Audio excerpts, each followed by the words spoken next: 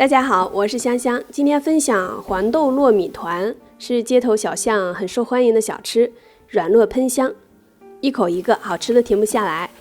准备120克水磨糯米粉，加30克玉米淀粉，再加20克糖，170克清水，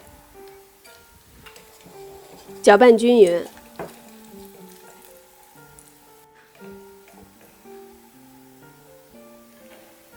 然后过筛一遍。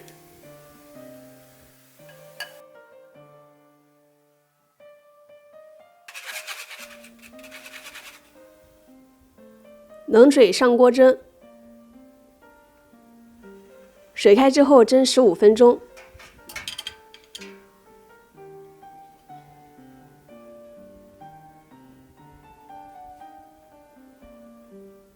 趁热加10克玉米油或者是黄油，搅拌至油全部被吸收就可以了。